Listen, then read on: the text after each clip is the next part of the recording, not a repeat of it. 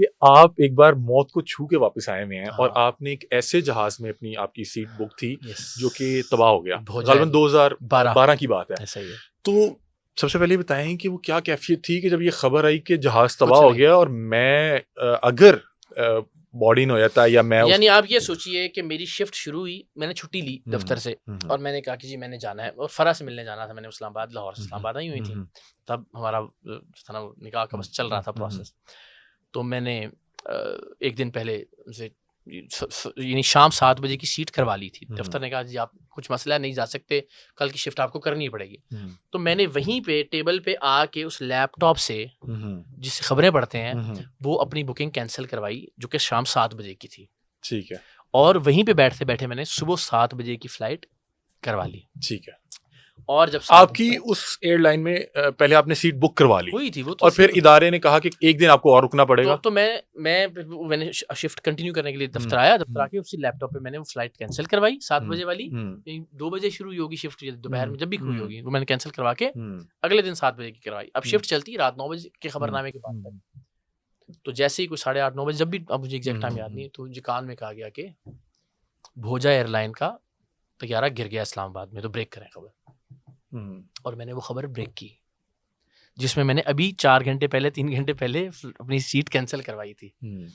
तो उस वक्त तक तो मुझे सच्ची बात है कुछ खास कोई फील नहीं हुई, मैं इसमें था और ये ना होता तो क्या होता, पता नहीं क्यों मुझे कोई फील नहीं आया इसमें। सुबह 7 बजे जब हम जो मिस में थी, उसी में मेरे इदारे ने एक सीट और करवा दी कि कैमरामैन को भी साथ ले जाएं, तो ज़रा रास्ते में जो फैमिलीज हैं अगर उनसे बात हो जाए और देखें कि।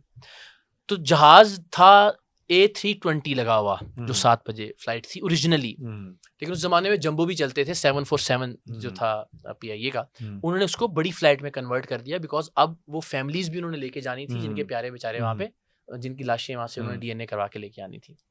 तो मुझे कैमरा भी था हमारे पास, हम बात भी कर रहे थे। तो एयर होस्टेस बताती थी कि वो ना लेट्स से 13A वाले जो है ना, उन्होंने खाना नहीं खाया, दैट मीन्स कि वो भी फैमिली है, विक्टिम्स फैमिली। तो हम उस तरफ से जाके जो बात करना चाहता था उनसे बात करते थे, बेचारे उनकी अपने मुतालबात थे कि लाशें जल्द हवाले की जाए, ऑल दैट।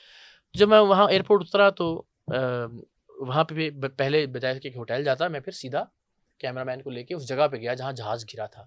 जब मैंने वो जहाज़ गिरा हुआ जो जगह थी ना, वहाँ तब तक भी बैग पड़े हुए थे, बच्चों के पैम्पर्स थे, परफ्यूम्स टूटे फूटे पड़े हुए थे।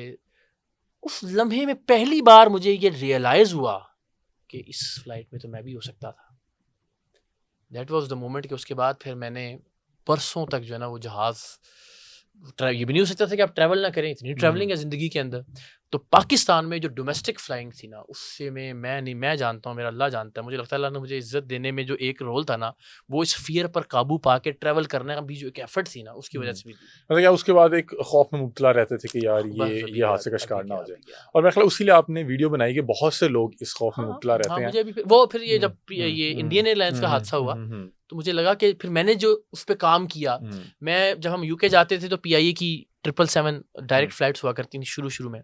तो उसमें जो बिजनेस क्लास में होते हैं तो आगे होते हैं, और जो नॉर्मली पायलट्स होते हैं वो अक्सर 2-4 मिनट कॉकपिट में कैसे, मैं वही ये कह रहा हूँ, इलीगल है, मैं आज बता देता हूँ चले आपको। तो वो अक्सर ये होता है कि वो पीछे आके जरा थोड़ा सा सांस लेते हैं, कमर वमर सीधी करते हैं, देखते हैं कौन कौन बैठा हुआ है, कोई जानने वाला मिल जाए, इसलिए कि वो बेचारे 8 घंटे उन्होंने कुछ नहीं करना होता, जो उन्होंने वो चीज़ें डालनी होती हैं वो डाल दी होती हैं। फर्स्ट ऑफिसर जो होता है वो कुछ थोड़ा बहुत जो टावर्स होते हैं उनके साथ राब्ते में होता है, जो कैप्टन है वो तो बेचारा करता ही कुछ नहीं, आप यकीन जाने कुछ नहीं, सिवाय लैंडिंग और टेक ऑफ की कोई काम नहीं होता पूरी 8 घंटे की फ्लाइट में। तो उनको उस वक्त कोई चाहिए होता है कि जिससे आप बात कर सकें। ठीक है। तो हमने बहुत सारी फ्लाइट्स जो हैं यूके की, लंदन की, वो कॉकपिट में 4 घंटे 5 घंटे गुजारे। क्या व्यू होता है वहाँ पे? कुछ भी नहीं होता, मतलब बहुत सारी चीज़ें, मशीन लगा आगे आपके, अंधेरा है, अगर अंधेरा है रोशनी है तो बादल है, बस इस तरह ही। हाँ, लैंडिंग के वक्त अगर आप हो तो वो नॉर्मली फिर लैंडिंग से पहले हम आके सीट वीट पे बैठ जाते थे अपनी।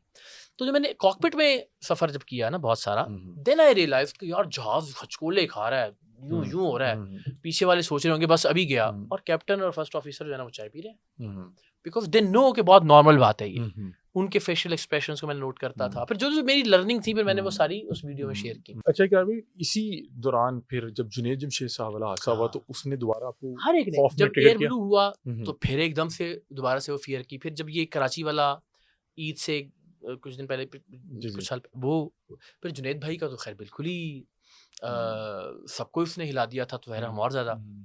अच्छा, ये ना बड़ा एक अजीब सा नफ्सियात है, मैंने उसमें वीडियो में भी जिक्र किया कि दुनिया भर में हम सफ़र करते हैं, यूरोप की हर एयरलाइन में सफ़र किया होगा, अमेरिका के अंदर तो आपने हर दूसरे दिन फ़्लाइट लेनी होती है जब भी जाते हैं। फिर हमारा तो जब भी जाते हैं बाहर, तो अक्सर तो ये होता है 12 सिटीज़ में जाना है, 15 सिटीज़ में जाना है, टूर हैं, इवेंट्स हैं, तो उसमें तो ट्रैवलिंग ही ट्रैवलिंग है ना जहाज़ पे। लेकिन कभी भी बाहर के जहाज़ पे, हालांकि यूरोप का वेदर इतना ख़राब होता है कि समझें कि जहाज़ तो एक मिनट के लिए भी ठीक तरह से जो है ना वो नहीं होता, तो वो वहाँ कभी भी इतना खौफ या वो महसूस नहीं होता जब तक कि बिल्कुल ही ना लगे कि जहाज़ गिरने वाला है ना, अल्लाह रहम करे। तब तक तो मतलब। मगर पाकिस्तान में अनफॉर्चुनेटली सिस्टम पर हमारा सबका एज ए नेशन एतबार या एतमाद नहीं है। हम सब जानते हैं कि सारे हम जो है ना वो डंग टपाऊ काम होता है, जुगाड़ पे कर रहे होते हैं।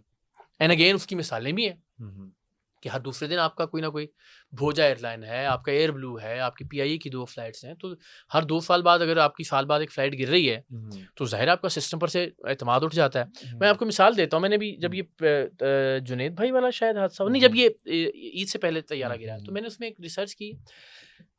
उस ज़माने में रयान एयर बजट एयरलाइन है यूरोप की, 400 एयरक्राफ्ट है उनके पास, और पता नहीं कितनी फ़्लाइट्स होती होंगी। ये उस ज़माने में हफ़्ते में 35,000 फ़्लाइट्स तो इसकी थी, एमिरेट्स की। अच्छा।